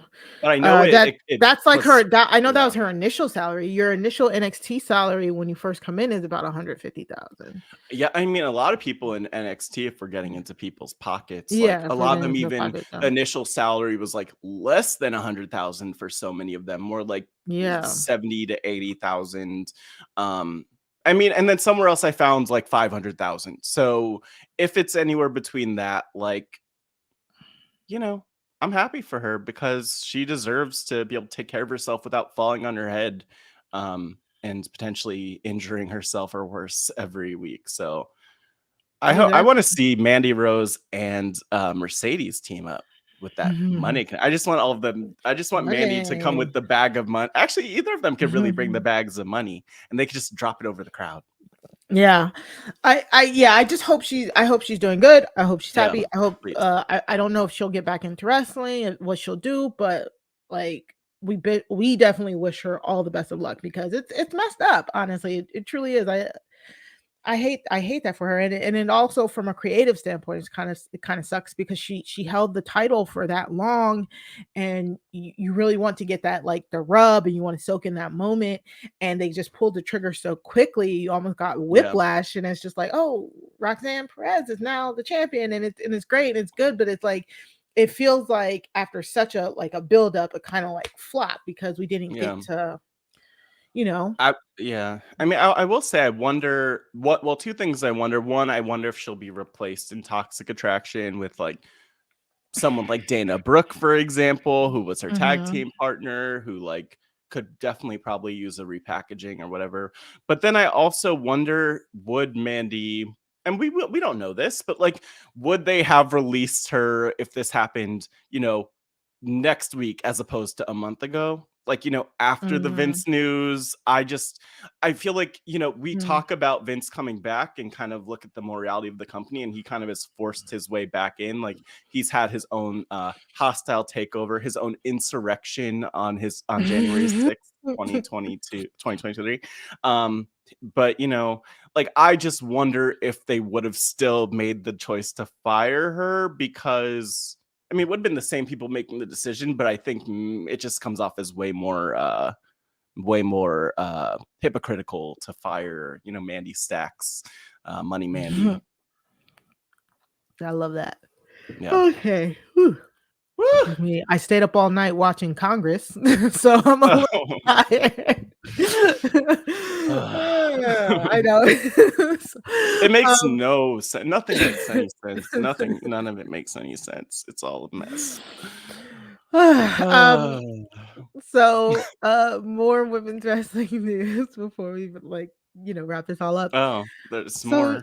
So Charlotte Flair returns after 8 months away to win her 14th women's championship. Last week on SmackDown. Did you miss her? Ronda Rousey and Raquel Rodriguez had a match. They had a pretty good match. Like, I'm gonna give them a little bit of credit. Like, the Ronda Raquel match was pretty good. Like, it was one of Ronda's better matches since being back. It struggles because I had nobody to root for, but I think it was a very good like match. A very grueling, very long match. After Ronda retains from Raquel, she's still kind of like battered. Charlotte comes back with a new theme song, interestingly enough. Still has a little bit of the Flair, but then like even more remix than it was before, which was interesting. Still getting used to that. When people come back with theme songs, it's just so hard. Like, but she comes back. Ronda fumbles her way through a promo. Yeah. And Charlotte's like, let's have a match right now. Like, let's have a match right now. And for some reason, Ronda says yes. Like, why would you? It makes no sense logically. Like, why would you, as the champion who just went through a grueling 20 please, yes. Yeah, a grueling 20-person match, 20-minute match, be like, yeah, I'm definitely going to face one of WWE's strongest women's while I'm like I think Shayna was trying to tell her no. I can't She remember. was. She Yeah, was, because it because makes no Shayna is sense. smart. Yeah. And she was, and Ronda was like, "You want to fight me at SummerSlam? Oh, wait, I mean the Royal Rumble. I mean, like what?" And I don't even know what she was talking about. She was, yeah, it was so I don't know bad. what she's trying to say. Queenie. I don't know what We she. call her Queenie. I'm just It was saying. so bad. Sometimes maybe she took a rough bump in that match with Raquel. Maybe she's just a little loopy. Yeah. Also, Charlotte is like when Charlotte came back here in this, she's wearing some attire that I've never seen. This wrestling attire, she's never worn this wrestling silhouette. And it was very interesting. She had the cheeks out. It was like everybody was like, look at the new presentation. Oh my God, Charlotte's like new. Charlotte beats Ron in like 30 seconds because of course. Like, but I'm sitting here wondering, was this planned? Like now as I'm looking at it, because Charlotte wins. She wins the title. Like everybody goes crazy. This week, she comes back to face Yeah. Sonya Deville, and she's in her regular attire again. Oh, that's a lit. Wait, are you saying that she stole her gear from Lana like I thought she did? Because that looked like she literally like found Lana, CJ Perry. Shout out to her. Shout out if she's listening. I don't know where the Yeah. hell she is now. In Other than in a house the with real Dennis life. Rodman. Yeah. Yeah. But I mean, literally, okay, so one, I was like, she stole her wig and her outfit from Lana. That was the first thing. Yeah. But two, nothing else is different about Charlotte. Like, she is the same character. Well, okay. Tell me I'm wrong. Okay, wait, no. I don't want to make you do this yet. No, I will do this. I will do this. Is it gonna get dark? It like it's only Ronda Rousey. Ronda Rousey is the only person who could make me be like, yes, Charlotte, take that title. Like that is insanity to me because I want to be mad. I want to be mad that Charlotte cashed in her I'm Charlotte briefcase and just instantly came back after 8 months and got a title. I want to be mad because she's done this several times before. Several times. But I can't even be mad because at least she ended this terrible run of Ronda Rousey. So it's kind of like I know, but it doesn't work like that. Like, I hear what you're saying. I hear the conflict in your voice, and I appreciate it because I get it. But here's what I'm going to say. It doesn't work like that. Like, Ronda being not the champion is great. And hopefully this doesn't turn into a whole storyline between Charlotte and Ronda. And hopefully we just move on from that, and Charlotte takes her time and just goes wherever she. I mean, I'm sure it will. But the packaging. So I was okay and actually liked Charlotte's return, and then she comes out this week and she cuts a promo where she's doing the same crap. She's doing the call and response with the crowd. She's talking about whether you love to hate me or hate to love me, and I'm like, neither. We don't love to hate you, and we don't even hate to love you. We just don't even want it. We don't want it like this. We want something new and fresh. We don't want Ric Flair's daughter again and again. Like, let's spice it up. Well, you want Ric Flair's daughter? No. I'm just gonna unfortunately I'm gonna politely disagree. Why? I actually did enjoy this promo from this week. You did? I resentfully liked it. I was really upset. Why is she a heel? She's not a heel. That was a babyface promo. I'm sorry. That was a babyface promo. That was a Charlotte babyface promo. That's okay. I agree. Listened, I get you. Mm-hmm. That was Charlotte's version of a babyface promo. You know what it is? I did write this down when I was watching the promo. It's her version of a babyface promo. I get that. I also do admire something about how she's saying, like, I might be a lot of different things to different people, but I'm not complacent. Like, that to me also sounds like something we'd get from Mercedes or from, some of these other people we really respect. I think the problem is just that Charlotte is not charming. Like, she's not charming in that way. I just don't want to hear it. Like, it just feels like a heel move. And and I agree. I agree. When you take the content of the message, it does kind of feel like it rings a little bit false, but I have to give credit where credit is due. And Charlotte can get away with this because she people talk about how Sasha used to like go away and disappear and come back. Like, Charlotte is the queen of going away and disappearing and coming back straight into a title. Like, that is literally her MO. She leaves for 7, 8 months, 4 months, 5 months at a time. Like, if she does not have the title, she's never around. You know what I'm saying? Like, and that's what annoys me about the situation more than anything, because I feel like I still have never, it's been 7 years, right? 8 years. Yeah. That it feels like I still don't know who Charlotte is outside of a title picture. It's been that long. And the 14 time, it like, I can confidently say I know who Bayley is outside of a title picture. Bayley's doing damage control right now. As a heel or a face. Like, as a heel or a face. Becky outside of the title picture, we know. Sasha, of course, outside of the title picture, we know. Charlotte is the only one who has not proven to me that outside of the title picture she can float. And I just don't, because of that, I will never consider her the greatest WWE women's wrestler of all time. I just cannot. Because if you need the title to be relevant, you are not doing enough. Yeah, I know that's right. And what I will say is that the other piece is that the standards are different. Like, the standards are different in WWE now under what's his name? Triple H. So I think I'm just most disappointed that the character development wasn't there. Like, that we're not getting a dynamic or complex Charlotte. It's the same thing, which like, I mean, I wish that she would even maybe as a performer, like, maybe she would be more self-aware to think, how could I evolve what I'm doing? Like, the only good thing I could really say about Chris Jericho is that he constantly has evolved his career and his character. Whereas Charlotte is like the complete opposite of that. She's just done the same thing and kind of tied to the same core, this is who I am character from the very beginning. Even when she talks about fighting for what she wants, getting what she wants, like being the opportunity, it just comes off as like, we get it, but this is not fun. And so I just wish there were more dimensions to the character, or that there was like a more motivated story for her return.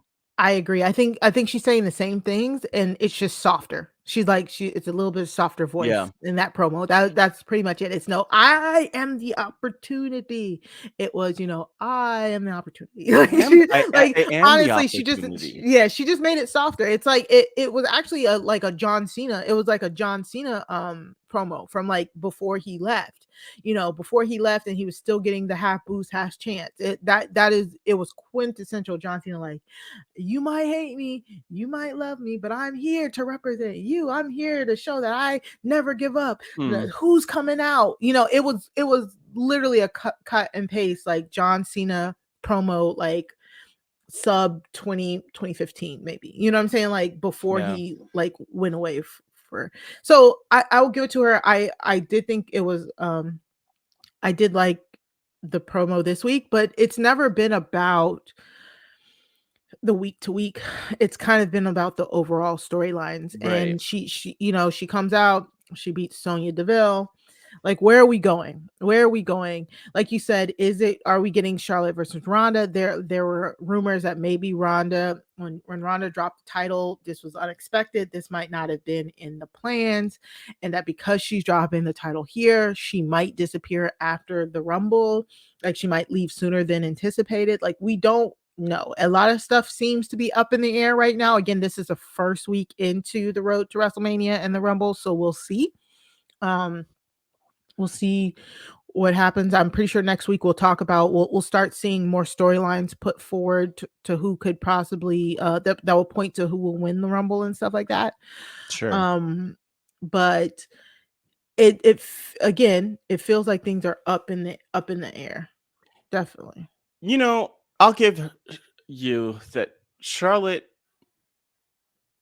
Anyone would have been an upgrade. I was gonna say Charlotte is an upgrade. Truly. Anyone would have been an upgrade, and honestly, I don't even. I think Charlotte in the championship picture, it makes sense for obvious reasons because of all her pedigree and everything she brings.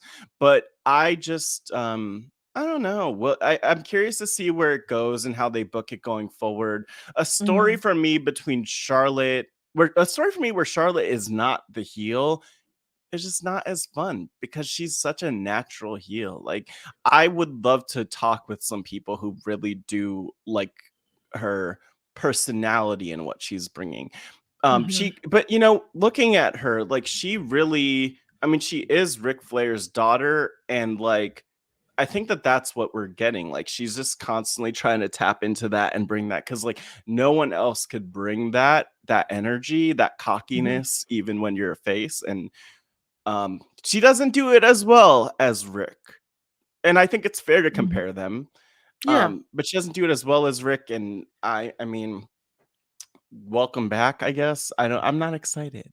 I'm not excited for her because I just know she's gonna dominate some of the people that we want to see succeed. Like Raquel.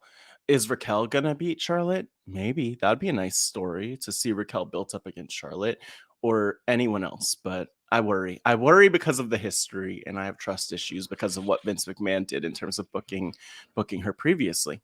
Exactly. And one of the things, right. And so one of the things is like, is Ronda Rousey going or is she staying? And there have been reports that it was supposed to be a Ronda versus Becky match. I think we talked about it maybe on our last episode. Yeah, we did. Yeah. But now that they're saying they might replace her with Rhea, like it might be Rhea versus Charlotte. I mean Ronda, which makes absolutely no sense. Wait, Rhea versus who?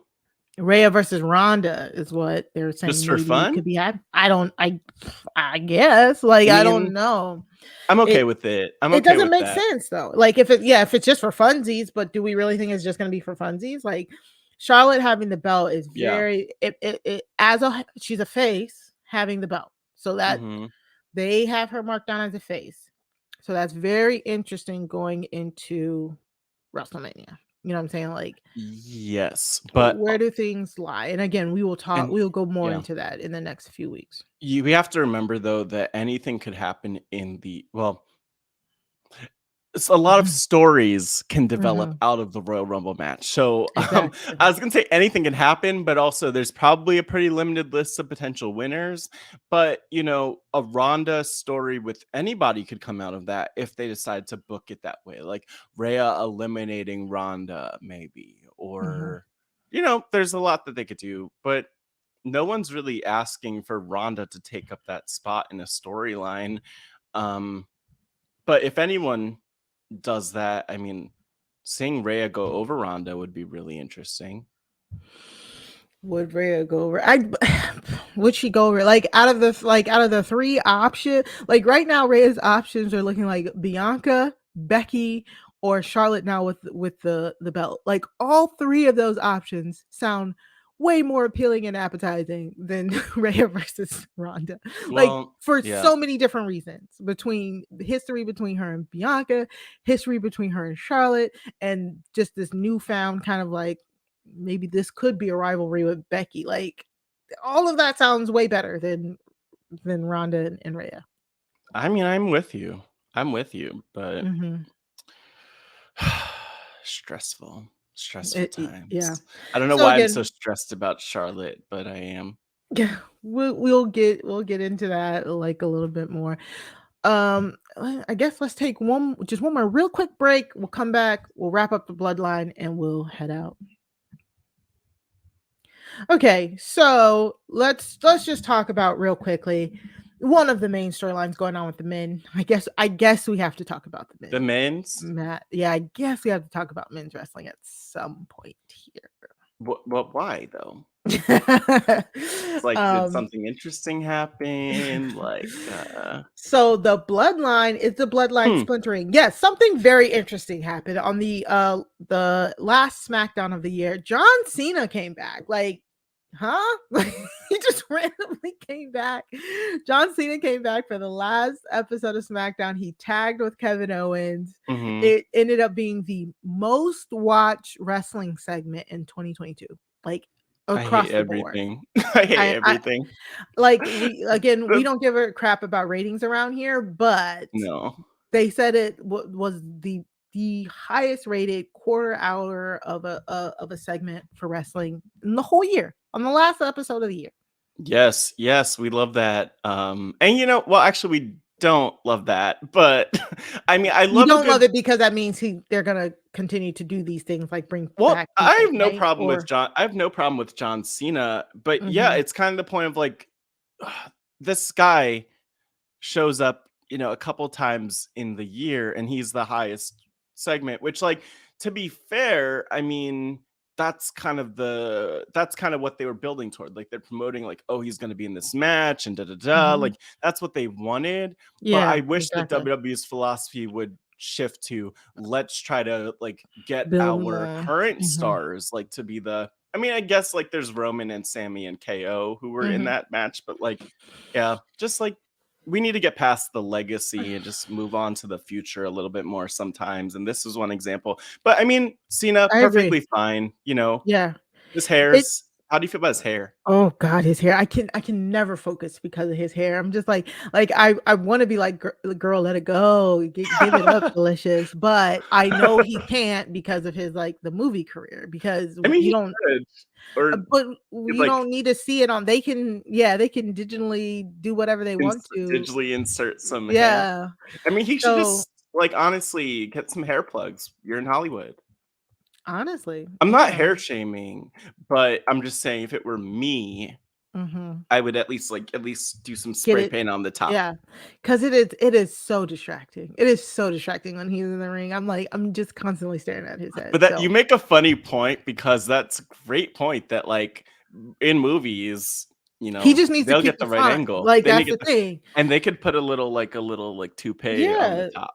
Yeah, or like you said, a little bit of spray. Like, that's what, like, for me, if I was, if like, for most men, when I see men balding like that, I just be like, let it all go, But again, he needs to keep that Mr. America floppy hair front, so that they can do whatever they need to do for his movies. I will say, he also, like, definitely has had less hair in the past, so I don't know what that's all about. I will say though, like, just, you like, take a lesson from Drag Race and just glue it on. Right. It's not that like, that's whatever. I mean, you know what? Let's normalize baldness for men. Male pattern baldness. I think that's what it is. I wouldn't know. I don't have personally yet, but one day. Exactly. But yeah, so like, even Rob, I was talking to Rob watched, because his kids, it's destination viewing when John Cena is there. So I'm not surprised. But the biggest thing is they pinned Sami Zayn. KO pinned Sami Zayn, which means Roman lost for the first time. They said for the first time in 3 years, minus, like, barring disqualification. But barring a disqualification, that's the first time Roman lost in 3 years. Wow. Because of this, the Bloodline shows up on Raw. They start just, like, destroying things. Alan Pierce is like, you're not about to destroy stuff. They have matches, blah, blah, blah. Whatever. They're trying to get back on Roman's good side. So last night on SmackDown, the Bloodline start SmackDown trying to, like, take over. Roman comes out. It looks like Roman is, like, chatting it up with the Usos and chumming it up, and then he starts to berate Sami Zayn. And KO comes out. Yeah, KO is like, oh, why don't we have a match at the Royal Rumble? And Roman is just so like, yeah, whatever. Like, whatever, I'll have a match with you, KO, but I don't care, because, it's very funny, because he's kind of like, I'll have a match with you any day because I know I'm going to beat you. I need to figure out what's going on in my family. And what a family man. Yeah, this Sami, like, they're starting to turn on Sami. Well, Roman is. And It's so But good. Like I like yeah, this it's so storyline. I good. don't know where we're going with it, like Can I in tell the you where I grand think we're scheme of going? things. Yeah.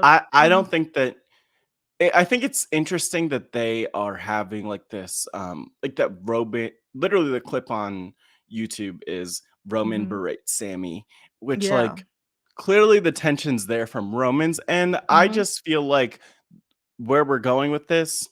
Ooh, I had a premonition. Oh So, god. no, I feel like where we're going with this would be Sammy turning on the bloodline. Like maybe he Mm, gets them before they get him yeah, and sides with KO. Like I would like that as opposed to I think what we all are expecting, which is him being assaulted by the by the bloodline. bloodline. Yeah. But yeah, I agree. But I also think I'm down for the bloodline, like assaulting Sammy, because I think it keeps him being the face in this and I people mean, wanting to root for him. I mean, I think both ways it works depending on how Yeah. they set it up. It's just like Hmm. but I feel like if they turn on him, that would be great. But they are kind of telegraphing it a little bit, if that's the word. And Yeah. then if he turns on them, though, maybe it's like, oh, look at Sammy proving that he's not this loyal guy who's just going to be a ride or die no Hmm. matter what. Like he does have loyalty to KO still, and maybe he'll prove that at the Rumble. Yeah. Maybe I mean I don't know where it's going to go, but Hmm. Mari, there could be something interesting. Like, what if KO beats Roman at the Rumble because of Sammy? Like, I ooh, was look at thinking that that. too. So I don't know about that, there but there've been I know there've been rumors about like possibly fabricating a way so that Roman loses at least one of the belts before mhm, WrestleMania.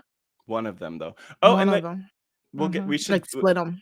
well, like the whole other thing that's happening within this Bloodline storyline that we haven't truly talked about is like the whole thing on Raw where the Bloodline kind of has been doing this like I'll call it like to call back to like 12 years ago maybe the X Nexus Yeah, storyline where it yeah, was like the takeover destroying thing. everything and being Mhm. rebels.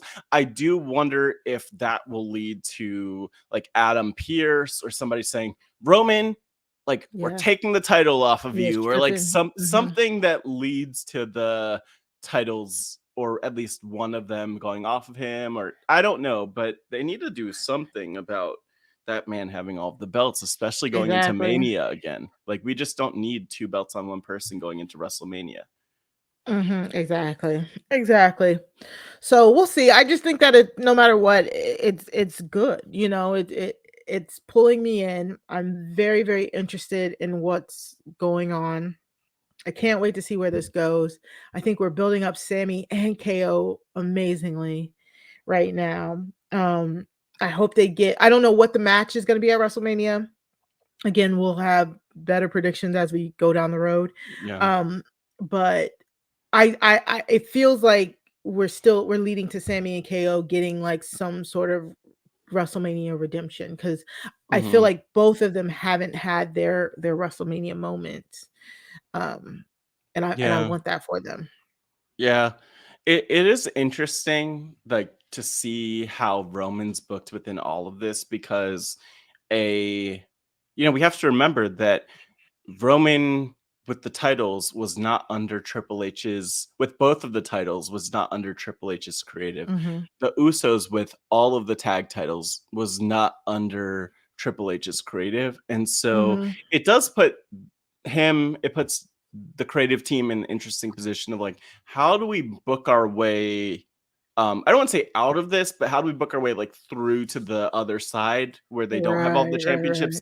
right. And Yeah. I wonder what Vince McMahon was thinking, and I also wonder if his creative vision will like bleed into things again. I'm sure it. I mean, I wouldn't. I mean, that makes sense that it would. So Yeah. I don't know what's going to Great happen. point. I don't know what's Mhm. going to happen, but I'm sad that they didn't get the belts off of them, or the double belts off of them, like before this point, before Vince McMahon came back. Like, do it Mhm. while creepy uncle's gone. Right, exactly. So, Also, a lot of good. There is a lot of good storylines going on right now, but we just wanted to focus on some of these main ones that we missed. I think some of my favorite things is Bianca and Alexa had a match on Raw where they actually referenced Scary Movie, which was very funny. And Wait, how did they reference Scary Movie? One of my yeah, favorite movies. I scary missed movie. I think it was Scary Movie 5. I'll send that. it to you. But like the fight between Brenda and the ring girl in Scary Movie 5, they Yeah. literally did that. Their match was. I'll send it to you. It's on Oh my God. Twitter. No, I know that. I know. Yeah. Yeah, No, send it to me. And yeah, it's like, look, that's one of my favorite stories, but even more, I think it's one of my favorite performances by Alexa, and they're really leaning into it. Like, I loved how much they yeah, did. One funny thing from that this week was that they had the ghouls with the masks in the crowd, who I yeah. think were supposed to be in Alexa's head, but one of them Oh, was like, security doesn't know what's going on half the time. So like, there's a security yeah. guard like, "Sir, could you please back away from the Oh, performance?" come And on. he was like, I'm on the show. I'm on the show. I don't know what he said, but the security guard left That's him so alone. funny. Yeah. So I just love where this story is. And I haven't been excited about Alexa as a performer, probably like a lot of people in the last Hmm. couple of years. It's been almost 2 years, I guess, since she's been like an interesting performer with the Fiend stuff, and so Hmm. I'm happy for her. I'm happy for her. Yeah, and I think the Fiend kinda, like, cost her match too, but, I mean, it's a lot going on, but, Yeah. so that's a pretty good storyline. Speaking of The the Fiend, Fiend. like, Uh-huh. Bray Wyatt was in the ring when Uncle Howdy came, and then Uncle Howdy hit Bray Wyatt, so I'm like, "What is happening?" Like, Fiend, Bray Wyatt, whatever, get your people in a row. Like, your people cannot be going around attacking you and Alexa or whatever, so, yeah, it's gonna be very interesting to see how that goes. And again, we'll get into it. We'll get as deep into it as we can next week. We'll thrust you back into the storylines headed into the Royal Rumble. Then, of course, we're gonna have our Royal Rumble preview show and our Royal Rumble reaction show. So definitely stick around. Thank you for listening to the Wrestling RHAPUp. Subscribe if you can. Please. Again, remember that all of the highlights that we talked about today can be found in our show notes, in our descriptions. You watched the clip. It's very funny, Yes, I right? am watching the clip that Mari talked about from Twitter of literally Alexa and Bianca recreating this scene from Scary Movie, and it is So amazing because it funny. is literally the same exact thing. So It's so they funny. clearly copied it, and you have to love that. Like, Yeah. that's what we talk Wrestling is about. fun. Oh Yeah. my God, that's literally what I was about to say. Like, that's Yeah. literally what I'm talking about when I'm saying like wrestling needs to be fun. That's Hmm. one of the things that makes it fun.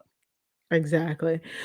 So Matt, where can the people find you? Well, you could find me, people, on social media at Matt Scott GW. Twitter still exists. Look at that. We weren't too sure a couple months ago, but it's still there. Right. And I would just say the biggest thing that I want to plug now is that I'm coming back for another season of Pod Woo, Friends, interviewing people in the Rob Has a Podcast Network community about them, diving in with the conversations. And it's coming back January 15th. I have some exciting interviews lined up. But before even talking about who's lined up for that, so many great interviews from Pod Friends recent-ish past, like Mari was on it last year. So many people who've been guests on the Wrestling RHAPUp who are part of the network have been guests. And I have some fun ones coming up. I guess I'll just mention it in case you want to know. Talking with Marianne Oketch, who is recent Yes. Survivor winner as an upcoming episode. Mike Bloom, who's with the Rob's Podcast Network, covers Survivor with Parade and the like. Jessica Leese, who is who covers Amazing Race and a bunch of Tough as Nails, a bunch of other things, also was on Jeopardy. Evie Jagoda, who was also on a season of Survivor and who I podcasted with on the Pride Has Spoken podcast last year. So lots coming up and more guests to come. So you can subscribe for Pod Friends at robhaswebsite.com/podfriendsfeed or follow on Twitter at Hey Pod Friends. But that's my one plug for today, Mari. What about you? Where could the people find you, Mari the Boss Banks? I don't know where I was going with that. Yes, well, of course, we're back as well. Crime Scene. Me and Sarah Carradine will be still bringing True Crime Tuesdays to RHAP. You can, of course, subscribe by going to robhasawebsite.com/crime feed. This week, we are jumping straight back in. We are reviewing a series on Hulu called Death in the Dorms. Death in the Dorms is 6 episodes, self-contained episodes. Each episode is a different case about students who were killed and or murdered in their college town, around their college town. It felt really good to be back talking to Sarah, even though it was a very morbid conversation.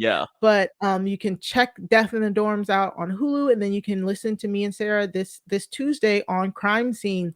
You can also find us on Twitter at Crime Scene RHAP on Twitter. You can send any comments, suggestions by email by going to crimescenerhap@gmail.com. That's crime, SEEN, RHAP @gmail.com. We are also on Instagram at Crime Scene Podcast on Instagram. We are on TikTok. I'm trying to jump back into TikTok at crime.scene. And we are going to be opening up a Facebook group, a Crime Scene Facebook group soon. So keep a lookout for that. So definitely go and follow me on Twitter at Mari Talks Too Much. That's 2 like the number 2.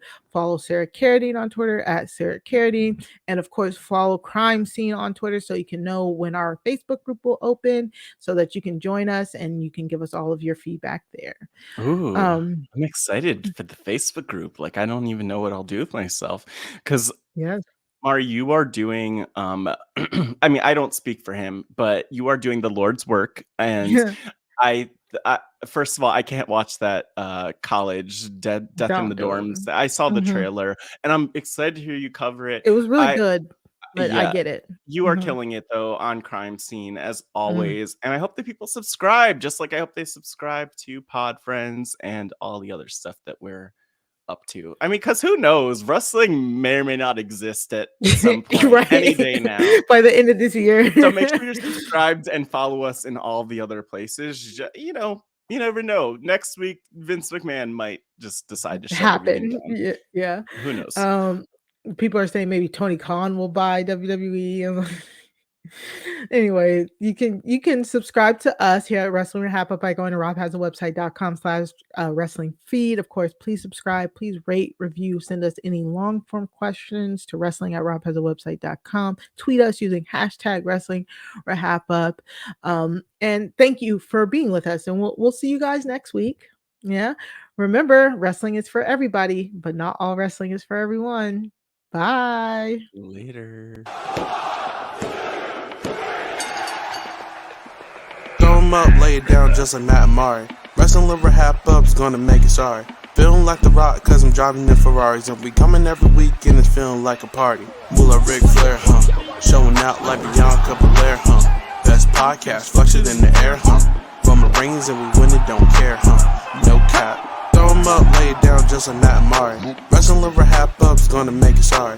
Feeling like The Rock cause I'm driving in Ferraris. And we coming every week and it's feeling like a party.